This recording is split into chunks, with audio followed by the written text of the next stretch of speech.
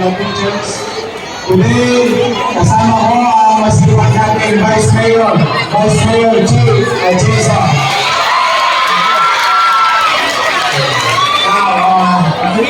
Mabilisan to. Why I opted to choose grade 10, 12, PLN, and UDL. Bakit kayo ang pinili ko na pagkalooban ng limited resources natin? Why? Because I trust you.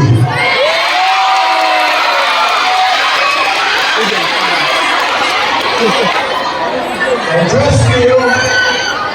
I trust you because I believe you will help. You will help our elders. You will help the young ones. Because of your able body and strength and knowledge acquisition to utilize this type of tools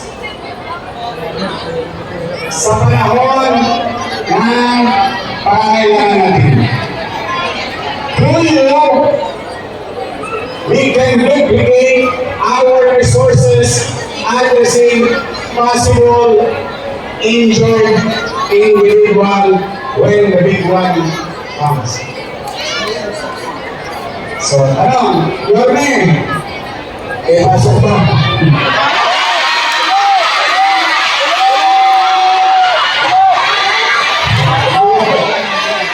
Yorme, masarap to. Yorme! Kaya kayo na rin tingin doon. Asa ko doon ako na yan? Di ba na? Di ba na? Pero sigurado ako, bibigyan ko ng bawon.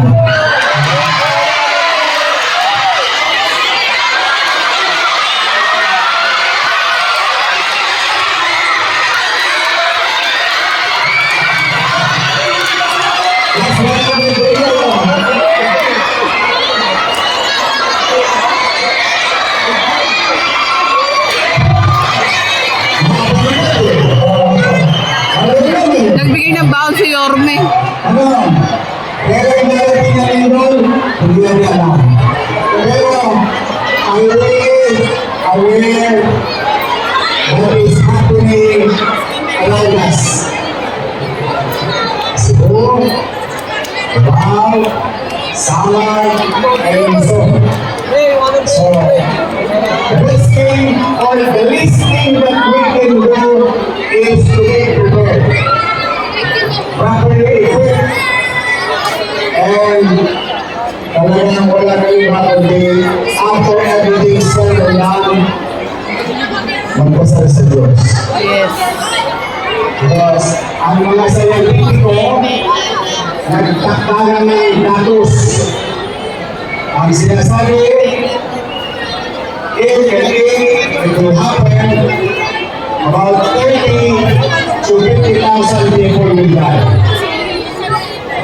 That is bad news. But who knows? God only knows what's going to happen.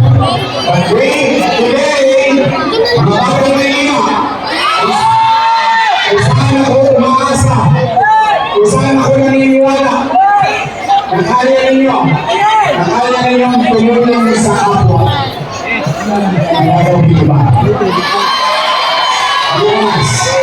We must show care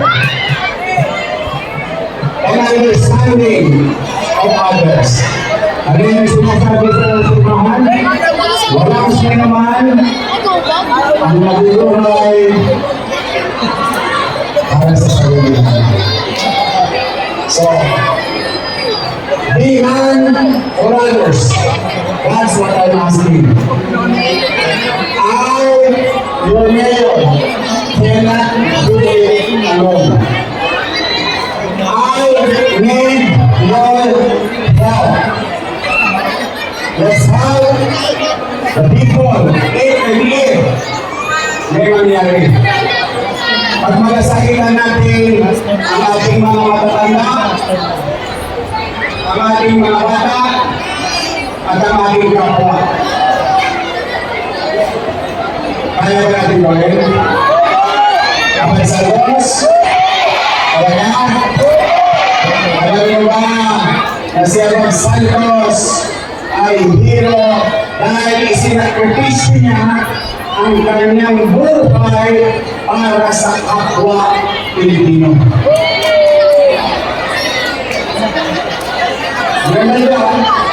Remember, who is Abang Santos where you are studying? These are our heroes, our forefathers. If they can do it, we exactly. So muli, sa akin lahat, I need your help. Then, dahil naman lahat, nag-internet. Kumakain. Study at least 5 minutes, 10 minutes on how to utilize the simple tools, very simple tools, how to maximize it pag dumating yung oras ng pagkailan. What is 5 minutes? What is 10 minutes of your bandwidth or your data? Yeah? For your own good, your family, and our community. So, yun lang, kung bakit kami nandito, hindi tayo titigil, uubusin natin ito. This is about 125,000.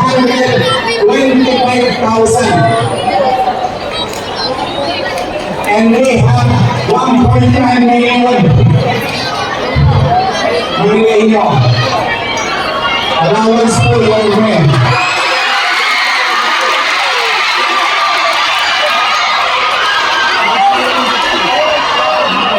Istigilan nyo. Madali rin sa sinyo. Madali rin sa pulis. Ang ulan na lang ang Maynila sa inyo, PWD, Solo Prayer, at Take the Road. PLM. Ay, nabibigyan na pala ako sa PLM. Bibigyan na lang. Yung picture, nakabawas na lang isa. Nang pito. Ako, mga bata, kasi ito lang pag-ito rin ng allowance. Talagang hindi nakakos ko. With all honesty. I don't want to close the year na may neglected.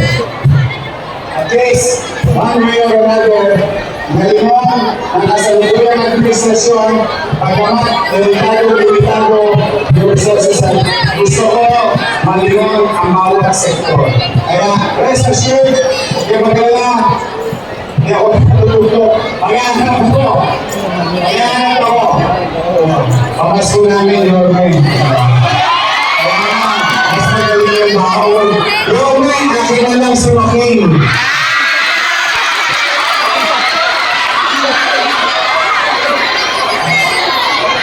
Wala sa district ko. Now, let me finish with this. Let me finish with this. Sayang naman, nandito na ako. Ipagpapalaan ako na. Malamang, I don't know how many or if there is. Meron ilan sa inyo may pinagdadaanan. Wala. Economically or emotionally. Malamang, nakapasted kayo. Okay, magala. Hindi kayo nag-iisa. Mga schools ko lang first year, mag-partner, naniligaw ako wala sa mga sa akin. Promise! Mahal ko ka. Promise! Hindi na namin sa event. Wala! Wala ko basket. Kaya pag nakikita ko yung mga classroom ng araw, pag nag-iirot ako sa tulong, awa ko yung sinayin mo.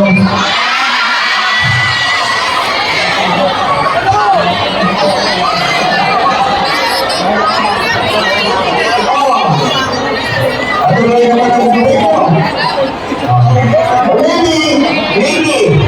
Maybe, sa everything you want. Now, if you're experiencing those, ikaw na, kinahin ko nga, pero ng tao sa pangsulungan. So you're not still in a worse situation.